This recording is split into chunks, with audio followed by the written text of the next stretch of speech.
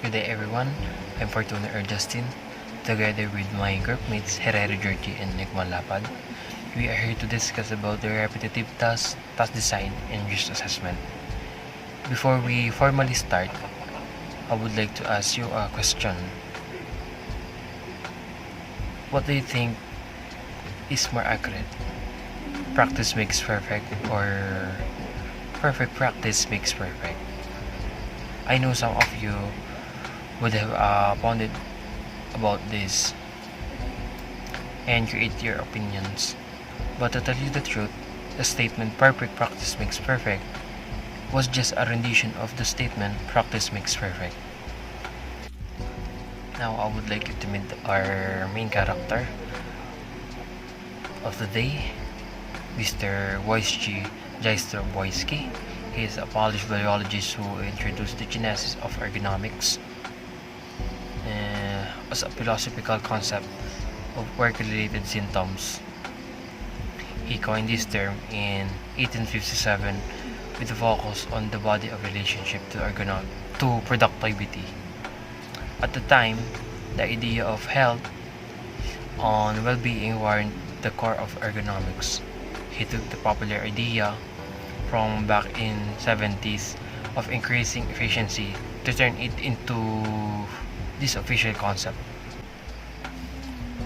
Moving over to the two major concerns in promoting a safe and healthy workplace, we have the first major concern, which is the psychological and psychosocial.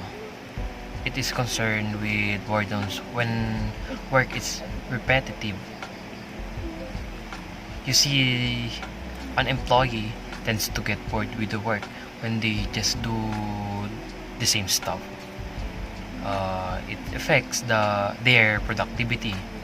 What you can do is to find how to lessen their boredom, such as giving out incentives and such through a competition. And for the second major concern, we have the physical concern. As you can see, we have the five physical concern. First up, the biological hazard. Biological hazard are the existence of substances that can be pose threat to the health and well-being of a human and other organism.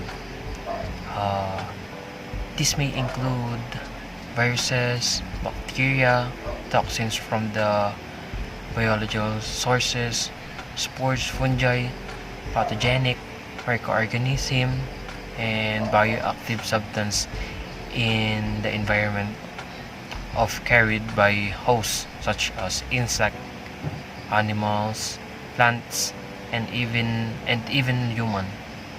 Second is the chemical hazard, which are the substance that are synthetic in nature that can be harmful to a human and the environment. This can cause immediate harm or may manifest over a period. This hazard may have a physical impact such as irritation of the skin, respiratory system problems, blindness, and internal problems.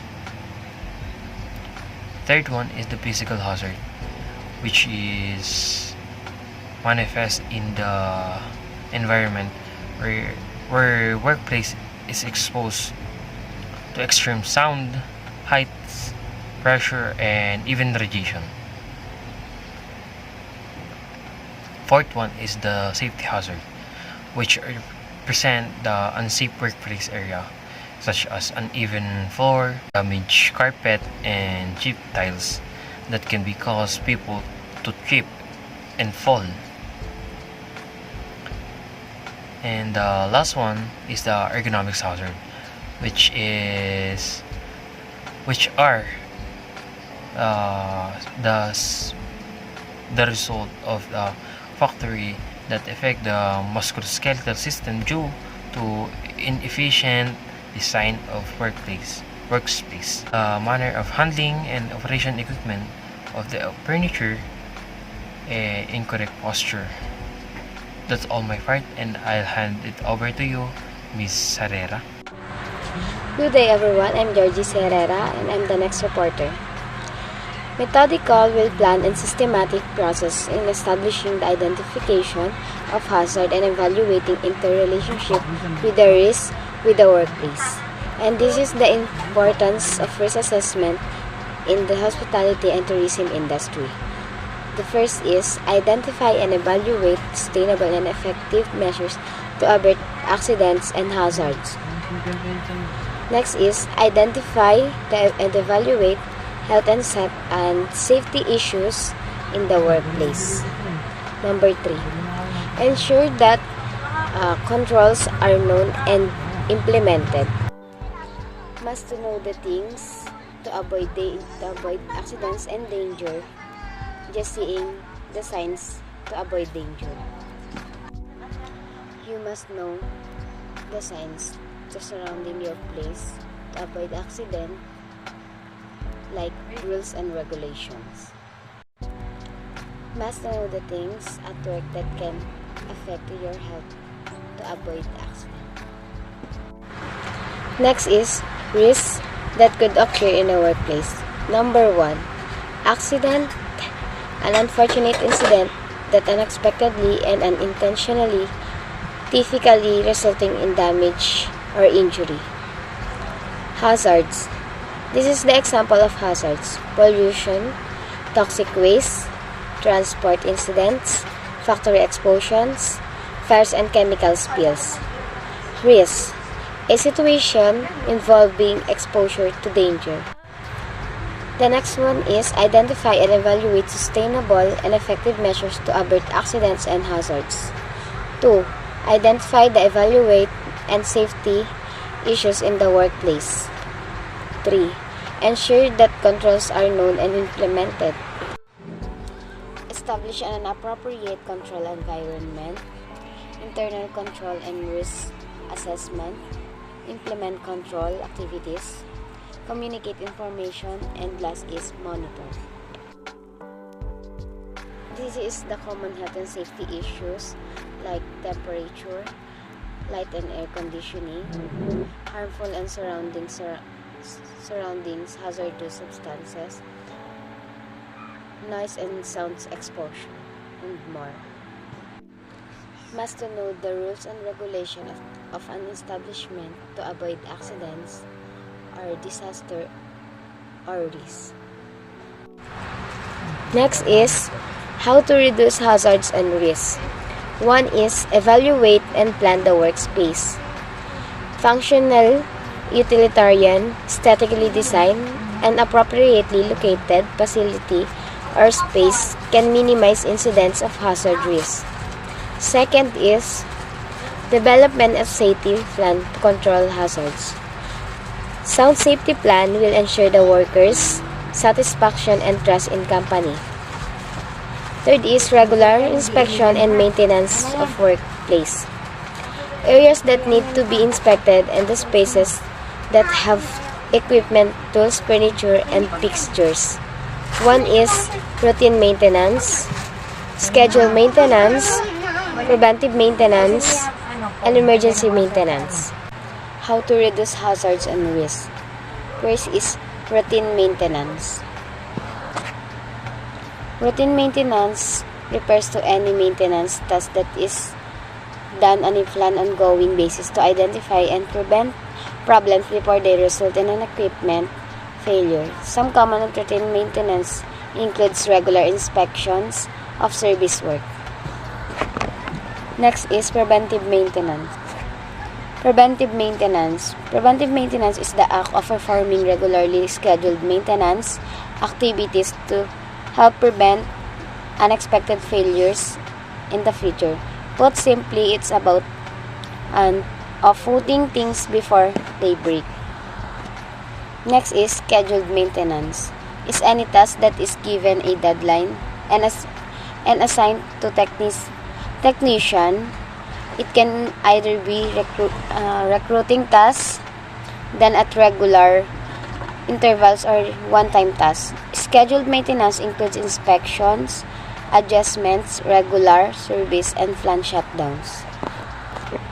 Last is emergency maintenance. Emergency maintenance required when an asset, a piece of equipment suffers an unexpected breakdown or change in condition that results in immediate threat to health and safety. My name is Nico A. Malaban, BSHM Tracy. How to reduce hazard and risks. Training the workforce. The workforce should be able to understand their respective roles, obligations, and responsibilities, as well as that of the others. Workplace training is the learning the employees participate in to improve performance. It refers to a wide variety of activities from practically on-the-job instruction to online or classroom-based training courses. The exact methods you are at your business will vary depending on the needs of your work. Documentation of incidents. Reporting and documenting incidents help identify areas of potential problems that need to be addressed.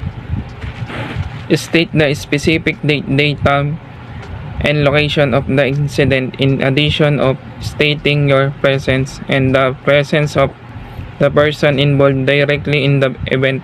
State the name of any and all witnesses to the incident. Retooling the workforce promotes motivation and improves their skills, knowledge, and competence. Retool workforce with implied intelligence, the intersection of intelligence, technologies, and human ingenuity. Records maintenance, keeping track of events through a maintenance logbook can minimize accidents and failure of equipment. Maintenance record, as name suggests, in a document that includes information regarding each repair and maintenance work that is done on asset or equipment. In simple words, it keeps tracks of assets, failures, and repairs. It is one of the best way to maintain health and general tasks for hospitality and tourism facilities. Exposure to loud noises. Prolonged exposure to high levels of noise may cause permanent hearing damage. Loud noise can damage cells and membranes in the cochlea. Listening to loud noise for a long time can overwork hair cells in the ear, which can cause these cells to die. The hearing loss progress as long as the exposure continues. Harmful effects might continue even after noise exposure has stopped. Cushioning. Importance of hiring responsible and trustworthy people. Cushioning refers to the process of receiving and giving money in a business in a bank. This includes teller transactions and ATMs, just to name a couple of examples. In retail, cushioning range from the point of sale to the behind the scene money management during the day. Crashes and collisions. These are behavior accidents that may be caused by crashes and collision. A collision or crash means two vehicles have come into contact with each other, usually with some damage to the vehicle or its occupants. Work violence, sexual harassment, and stress. Location of seating areas, lunch, locker rooms, changing areas, and washrooms. Light of vision, decrease of dead ends and entrapment areas, signage, lighting, and surveillance in the parking area, access to fire exit and the rooftop. utilization of security sensor and surveillance equipment, high job demand, low job control, conflict with co-workers, shift work, low social support, as the occupational stress components can facilitate WPB occurrence. The more negative stress is generated, the manual handling. It is important that personnel are trained with the proper ways and posture in carrying out these manual activities. Manual handling of loads. Manual material handling involves the use of the human body to lift, lower, carry, or transfer loads. The average person is exposed to manual lifting of loads in the workplace, in recreational atmosphere, and even in the home. Operating machinery and equipment. In engineering and maintenance are the mechanical equipment that can cause strands, sprains, cut, and fractures. Machinery and equipment means industrial fixture, means an item attached to a building or to land. Fixtures become part of the real estate to which they are attached, and upon attachment are classified as real property, not personal property. Exposure to hazardous substances and dangerous goods. The most common source of this kind of hazard area, chemical cleaning agents. An accident involving dangerous goods could seriously damage property or the environment. Harm to health may happen suddenly acute, such as dizziness, nausea, and itchy eyes or skin, or it may happen gradually over years, chronic, such as dermatitis or cancer. Some people can be more susceptible than others. Electrical risks. Equipment and machines are mostly powered by electricity. Electrically powered equipment can pose a significant hazard to workers, particularly when mishandled or not maintained. Many electrical devices have high voltage or high power requirements, carrying even partly. Extreme environment conditions. Temperature of the workspace may result in heat stress, heat stroke, and hypothermia.